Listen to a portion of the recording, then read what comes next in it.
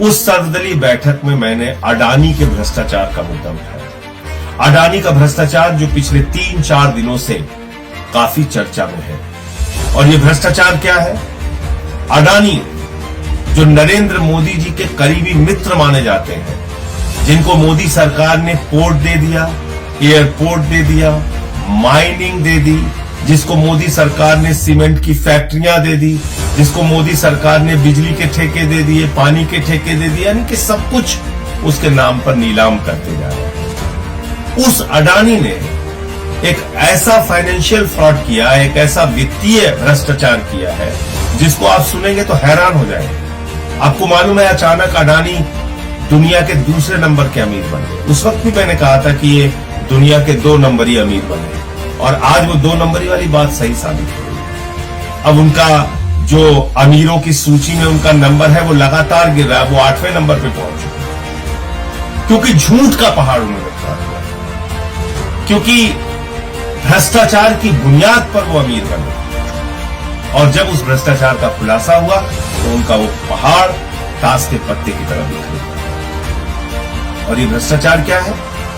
अडानी ने tax haven countries, यानी कि ऐसे देश जहां पर कर की छूट होती है, आप पैसे रख सकते हैं, आप कंपनियां बना सकते हैं, आप पैसे कहां से ला रहे हैं इसका सोर्स बताने की आपको जरूरत नहीं पड़ती। उन सारे देशों से, उन टैक्स हेवन कंट्रीज से अपनी ही कंपनी का शेयर खरीदा जो भारत में उसकी कंपनी है। और ये शेयर क्यों खरीदा? क्योंकि अपनी कंपनियों के शेयर के दाम उसको बढ़ाने थे। यानी कि कंपनी मुनाफे में हो और लोग उसके शेयर खरीद रहे हो और शेयर का दाम बढ़ रहा हो, ये बात नहीं थी। अपने शेयर का दाम फर्जी तरीके से बनाने के लिए फर्जी कंपनियां विदेशों में खोली गई, और मॉरिशस जैसे देश से, एंटीगुआ जैसे देश से, वहां से कंपनियां बनाकर अपने ही शेयर खरीद के शेयर के दाम बढ़ाए गए। अब आप पूछेंगे, अपनी कंपनी का शेयर का दाम बढ़ा के उसको क्या हासिल हुआ? जब अपनी कंपनी के शेयर के दाम उसने बढ़ाए तो कंपनी की शेयर की वैल्यू बढ़ गई, और उस शेयर की वैल्यू बढ़ने के आधार पर, शेयर की वैल्यू फर्जी तरीके से ओवर वैल्यू करने के आधार पर, शेयर के नाम पर लाखों करोड़ रुपए का कर्जा बैंकों से उसने उठाया। अडानी के ऊपर करीब करीब 2.5 लाख करोड़ रुपए का कर्जा, और एक पहले भी रिपोर्ट आ चुकी है कि 74,000 करोड़ रुपए भारत सरकार, यानी कि नरेंद्र मोदी जी की सरकार, इसको माफ कर चुकी है। अपनी कंपनी के शेयर के दाम बढ़ाकर, फर्जी तरीके से दाम बढ़ाकर, LIC से, SBI से, जहां पर जनता की गाढ़ी कमाई का पैसा जमा होता है, वहां से लाखों करोड़ रुपए का कर्ज ले लिया। LIC को निर्देश दिया भारत की सरकार ने कि अडानी के शेयर खरीदो। और आपको मालूम है LIC ने कितना शेयर खरीदा है अडानी का? 87,000 करोड़ रुपए का शेयर खरीदा है। इसी प्रकार से हजारों करोड़ का कर्ज SBI ने दिया है और तमाम बैंकों ने दिया है। तो आप कल्पना कीजिए कि कितना बड़ा भ्रष्टाचार है। LIC में लोग अपनी जिंदगी की गाढ़ी कमाई का पैसा लगाते हैं, SBI में लोग अपनी जिंदगी की गाढ़ी कमाई का पैसा जमा करते हैं। क्या नारा है LIC का? जिंदगी के साथ भी और जिंदगी के बाद भी। यानी कि ईश्वर ना करे कि आपके साथ कोई दुर्घटना हो जाए तो आपके परिवार का सहारा बनेगा LIC। आपकी बेटी का सहारा, आपके बेटे का सहारा, आपके बच्चों का सहारा, आपके परिवार का सहारा बनेगा LIC।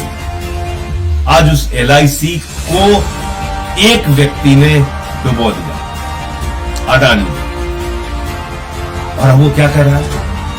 आज बड़ा हास्यास्पद तर्क आया उसका। उसने कहा हिंडनबर्ग की रिपोर्ट राष्ट्रवाद पे हमला है। अब आप देखिए मजेदार बात, हिंडनबर्ग 2017 से लेकर अब तक 16 कंपनियों के फाइनेंशियल फ्रॉड को उजागर कर चुका है। 16 कंपनियों के फाइनेंशियल वित्तीय भ्रष्टाचार को उजागर कर चुका है। उसमें अमेरिका की भी कंपनी है तो फिर उसने अमेरिका पे भी हमला कर दिया। उसमें चाइना की भी कंपनी है तो उसने चाइना पे भी हमला कर दिया। उसमें जापान की भी कंपनी है तो उसने जापान पे भी हमला कर दिया।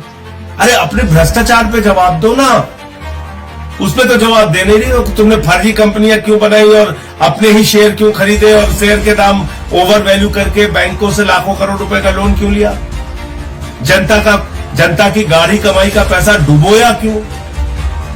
किसी ने अपनी बेटी की शादी के लिए पैसा जमा किया था, किसी ने मकान बनवाने के लिए पैसा जमा किया था, किसी ने छोटे मोटे रोजगार शुरू करने के लिए पैसा जमा किया था। वो सारा पैसा तुमने डुबा दिया। उस पर जवाब दो।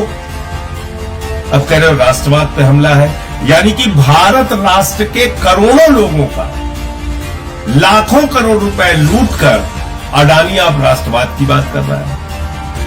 भारत राष्ट्र के लाखों करोड़ की संपत्तियां औने पौने दामों में लेकर उन सरकारी कंपनियों को बर्बाद करके अब अडानी राष्ट्रवाद की बात कर रहा है।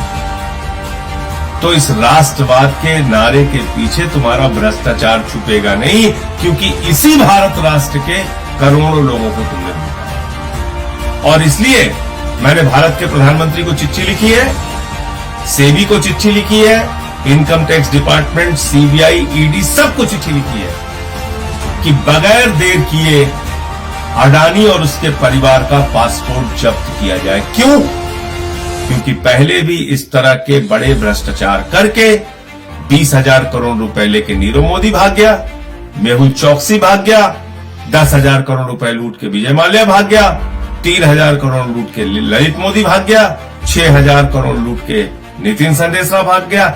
ऐसे तमाम लोग इस देश की जनता की गाढ़ी कमाई का पैसा लूट के भाग चुके हैं। इसलिए बगैर विलंब किए इसके पासपोर्ट, इसके परिवार के पासपोर्ट जब्त किए जाने चाहिए और इसके खिलाफ कार्रवाई होनी चाहिए। कहां सो रही है सेबी, कहां सो रही है ईडी, कहां सो रही है सीबीआई, कहां सो रहा है इनकम टैक्स डिपार्टमेंट? विपक्ष के नेताओं पे कार्रवाई करनी हो तो गर्दन दबाने चले जाते हैं तुरंत। इतना बड़ा भ्रष्टाचार का खुलासा हुआ, अभी तक कोई कार्रवाई नहीं हो रही इन लोगों पे। अडानी के पूरे ग्रुप पे कहीं कोई कार्रवाई नहीं हुई। क्यों? क्योंकि ये भारत के प्रधानमंत्री के सबसे करीबी मित्र हैं। अपने इस करीबी मित्र को नरेंद्र मोदी जी ने 2.5 लाख करोड़ रुपए का कर्जा दिया है, 74,000 करोड़ रुपए माफ किया है अपने इस मित्र को। आप कल्पना कीजिए, आपको अगर नौकरी देने की बात आती है तो कहते हैं -20 डिग्री टेम्परेचर में देश की सेवा करो और 4 साल के बाद रिटायर होकर दंडक की होगी अग्निवीर। और आपके लिए रोजगार नहीं, आपके लिए दवाएं नहीं, आपके लिए दूध नहीं, आटा दाल चावल सब नहीं, लेकिन एक अडानी के नाम पर पूरा देश गिरवी रखने को तैयार है सरकार। इसलिए आज मैंने सर्वदलीय बैठक में मांग की है कि इन मुद्दों के ऊपर सदन में चर्चा कराई जाए और अडानी का जो भ्रष्टाचार है उसके बारे में सरकार जवाब दे। मैंने चिट्ठी भी लिखी है कि इनके पासपोर्ट जब्त किए जाए और चर्चा की मांग इसलिए की है कि आज करोड़ों लोग भयभीत हैं, डरे हुए हैं, चिंता के बादल उनके सर पर मंडरा रहे हैं कि उनकी जिंदगी की गाढ़ी कमाई का पैसा LIC में, SBI में, तमाम बैंकों में डूब रहा है और सरकार सो रही है। जय हिंद।